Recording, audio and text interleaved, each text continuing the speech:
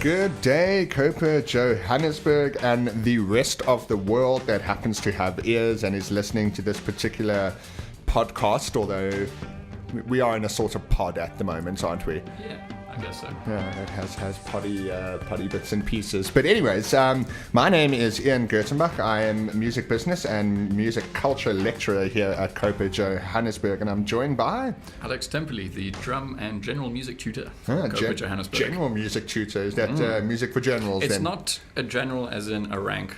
Like, I'm not a military person. General music. Yes. General more as in like just... General. Yes. Yeah, general. Anyways, all ridiculousness aside, this segment is called The Week in Music History, or This Week in Music History, if you prefer. And in the show, we tend to go down the passage of history and just have a bit of a closer look at all the ludicrous things that have happened in the past in the music industry. All sorts of interesting information abound. And I must be very careful to give all the credit to a wonderful website called thisdayinmusic.com. Without their work, I wouldn't be able to put the segment together in the first place. So please, guys, don't come chasing after me with lawsuits and etc., etc. So let us get started. We're doing the Week in Music History from the 12th of February to the 18th of February. And on Monday, the 12th of February, in 2003, the former Doors drummer, John Densmore, took out legal action against the Doors keyboard player Ray Manzarek and guitarist Robbie Krieger for breach of contract, trademark infringement, and unfair competition. The band had actually reformed with ex-Cult singer Ian Astbury and former Police drummer Stuart Copeland. Densmore said it shouldn't be called The Doors if it's someone other than Jim Morrison singing, and I guess I'm on the fence about that. I have to agree. But yeah, it's an interesting question. I mean, who holds the trademark? Is it Jim Morrison? Is it the band? Yeah. Do you know what the outcome was? I don't actually. I don't, to be honest with you. But I feel like it seemed like it was more. Obviously, you tried to get at them with legal grounds, shall we say? But I don't actually know who holds the right to, shall we say, the image of the Doors. But I mean, if you look at the whole thing with Queen, for example, with what's that gentleman? He was in Adam Lambert. Yes, that's Adam Lambert, and they tour as Queen with Adam Lambert. Yeah. Okay, and I believe Adam Lambert was a brand in his own sense. Exactly. But then so is Ian Astbury. Yeah.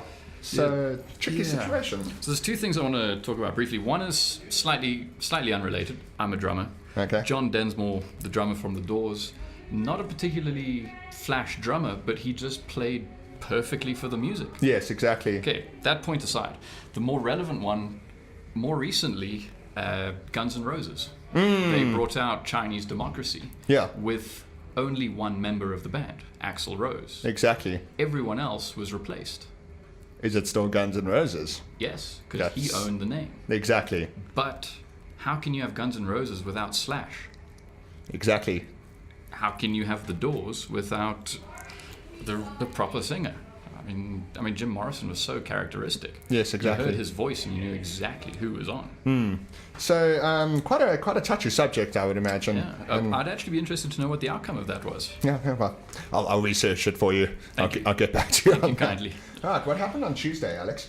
Okay, so on Tuesday, the 13th of February, in 1961, Frank Sinatra launched his own record label, Reprise Records, in order to allow more artistic freedom for his own recordings. Hence, he garnered the nickname the Chairman of the Board. One of the label's founding principles under Sinatra's leadership was that each artist would have full creative freedom and at some point complete ownership of their work. Reprise later became the home of many influential US acts such as Neil Young, Jimi Hendrix, Joni Mitchell, Randy Newman, and the Beach Boys. Some big names there. Yeah, it's actually quite amazing because obviously nowadays it's literally so easy to start your own record label, and obviously with all the unfairness that how shall I say this, the big commercial record labels, they obviously have a history of giving artists the short end of the stick as well. So it's quite fascinating to see that someone as decidedly un-rock and roll, as Frank Sinatra was one of the first to actually start his own record label with the interests of the artist in mind. Yeah. Something I'm curious about, I mean, Frank Sinatra was quite involved with the mafia. What role did they have in all of this?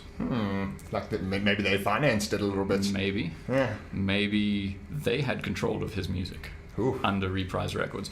I'm speculating, I don't know. I would love for that to be the case, though. Why? Because then basically having like crime-sponsored music coming out of Reprise, like this is what the mafia wants to listen to, and this is what they want the rest of the world to hear. It's good music. Well, Frank Sinatra, yeah, he's not a bad performer. Yeah, interesting stuff. Really, was he involved with the mafia? Oh yeah. Oh my goodness, old blue eyes. Not so innocent. Right, on Wednesday, the 14th of February in 1992, the film Wayne's World, Party On, which featured appearances from Meatloaf and Alice Cooper, premiered in the US. The use of Queen's Bohemian Rhapsody in the film propelled the song to number 2 on the US singles charts nearly 20 years after its first release. Interesting, they don't mention Madonna. No. She also happened to be in that movie. I think so many people happen to be in that yeah, movie. but I mean, actually. Madonna, one of the biggest female pop star of all time. That's true. I mean, she's bigger than Meatloaf. She's bigger than Alice Cooper. That's true. Or was, at least. Well, yeah. Well, Meatloaf was quite a large guy.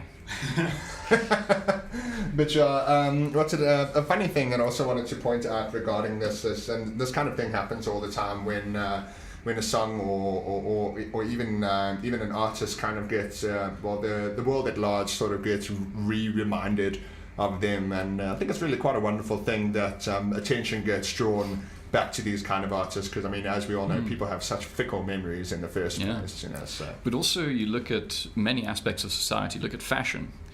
Everything happens in cycles. That's true. So things like Queen now with Adam Lambert, they're touring the world. They're doing well. This is happening to quite a few artists. Yes. So revivals, resurrections from the dead are always possible. And from the music standpoint, with the copyright expiring 70 years after the death of the writer, more people are sampling older stuff. Yes. For example, Kanye West did Gold Digger. Yes. I mean, when was that song originally recorded? That's Ray Charles, right? I believe so. Yeah. Well... Okay, maybe not the 20s, but it was a long time ago. Yeah, it was a long time ago. But also, I think technically, as you and I were actually discussing the other day, I think the copyright would obviously still hold until after whenever Ray Charles himself died. 70 years after, yeah. 70 years. Well, was he the author, or was he just the performer? More things to research and find out. Just for example, if the song was written on Tin Pan Alley, they own the copyright, not whoever actually wrote it. Yes, which was obviously very common at the time as absolutely. well. Many people were covering songs that, you know, a lot of people tend to ascribe certain songs to certain singers, and they're very welcome to do so, because sometimes the singers are what makes the song the song. Like Marvin Gaye with "Heard It Through the Grapevine." Exactly. He just performed it. He didn't write it. Yeah, exactly. So, especially when you mentioned the whole Tin Pan Alley thing, that was actually very commonplace. So, very interesting stuff. Now, on Thursday, what happened there, Alex? Okay, Thursday, 1977, Glenn Matlock was fired as bass player from the Sex Pistols, being replaced by Sid Vicious. Matlock rejoined in the 90s when the Pistols reformed. Now, to my knowledge, Sid Vicious died. Yes. And that's why Matlock came back. Yes. As I say, to my knowledge, I do not have concrete evidence on this. Well, the other very fascinating thing about Sid Vicious, because obviously the Sex Pistols were, you know, punk rock and iconic as well, and obviously doing things without caring what anyone thought was obviously a big driving factor of how they did their business. So, you know, a lot of people probably do know this, but it bears repeating that Sid Vicious did not know how to play the bass guitar. Not at all. That was part of his audition, wasn't it? Yeah. Can you play bass? No. Cool, you're in. Exactly. And he would literally just pretend to play the bass guitar on stage while the backing track played, and I believe the guitarist would record all the bass parts anyways. Sounds par for the course. Although, that makes me ask another question. So there's a backing track playing. Does that mean the rest of the band was playing to a click? Because that doesn't seem very punk. No, it doesn't. It doesn't. And, I may be wrong about the backing track as well. Like, I would imagine at least once or twice. Or maybe they had a ghost bass player backstage actually connected to the amp. Maybe, that's actually probably what happened. Because, I mean, he got in based on image. Yeah. And he had the right attitude. Yeah. Which was basically stuff all the rules. Yeah. But maybe, I don't know, maybe they, it's also quite possible that they just didn't have bass during the live shows. But why would they do that though? Like, surely, I mean... I don't know. Oh well. Root notes all over the place anyway. It's good old punk. Right. On Friday, the 16th of February, and this is quite an interesting one, in 1991, 1 year after I was born, The Simpsons were at number 1 on the UK singles chart with a song titled Do the Bartman. Yes, you heard me, not a band called The Simpsons, the actual cartoon family, The Simpsons. The song was actually written by Michael Jackson and Brian Laurent. The Simpsons became the first cartoon characters to make number 1 since the Archies hit Sugar Sugar in 1969.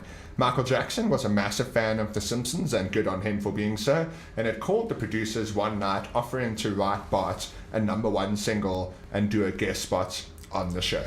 Gosh, well, you've got one of the most popular TV series of all time, and you've got Michael Jackson, one of the most popular pop stars of all time. Yeah.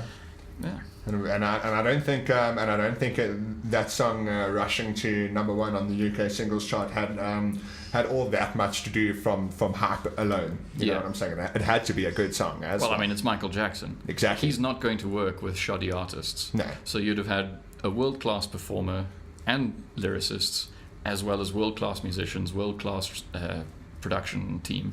Exactly. So world-class marketing team. The song must have been good. I think I'll listen to it when I get home later. Do the Bartman around. And on Saturday, what happened there, Alex? Yeah, in 2005, Scottish rockers Franz Ferdinand made music history after taking 2 top prizes at the NME Awards.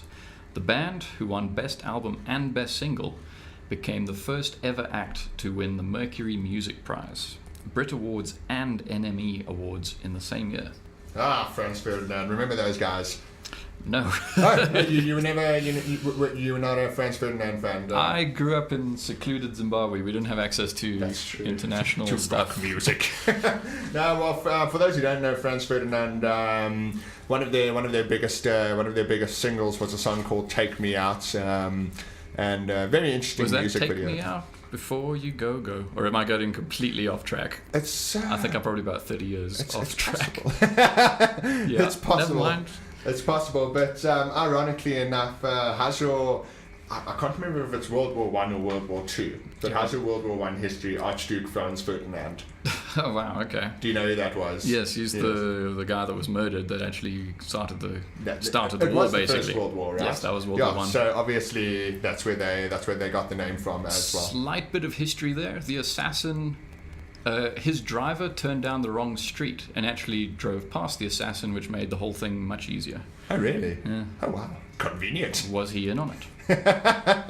Conspiracy theories abound. All right. And then finally on Sunday, the 18th of February in 1966, Beach Boy Brian Wilson recorded the future classic song Good Vibrations, which went on to become the band's 3rd US number 1 hit.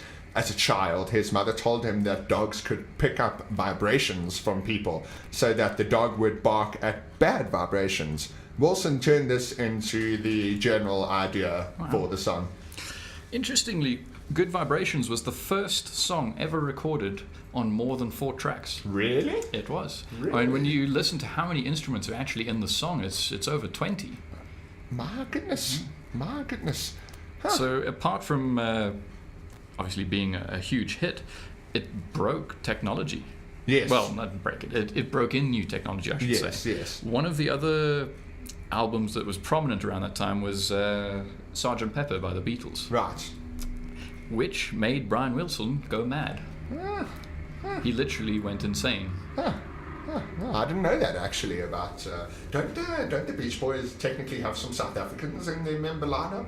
I don't know. Oh, I remember hearing something along those lines, and in fact, they actually came out here for a short little tour not so long ago. They were on Morning Live or something like that, I believe. So old, obviously, the oldest of bullies. Yeah. But I believe boys. They should change that. Hey? They're no longer boys. No. The beach men. Beach bullies. Beach buddies, that's fantastic. I would have gone with beach geriatrics, but obviously buddies just rolls off the tongue. Oh my goodness, that is fantastic. Well, that actually, on that brilliant note, that brings us to the end of this week's segment of This Week in Music History. Please do not forget to check out Copa on, and just go into your fantastic little search bar and search in Copa SA. Also, feel free to follow us on Instagram and on Twitter. The thing to look for is @Copa_SA. If those who don't know what an underscore is, it is a hyphen that has fallen onto the ground and is now I think blooming. you're even more confusing now. Well, then par for the course then, I suppose. But so Copa_SA, and if you wanna reference us, you please feel free to hashtag Copa Radio, all one word. Alex, I must thank you most profusely for joining me for this week's segment. It's been a pleasure. Thanks for having me. Fantastic. Have a good one, people.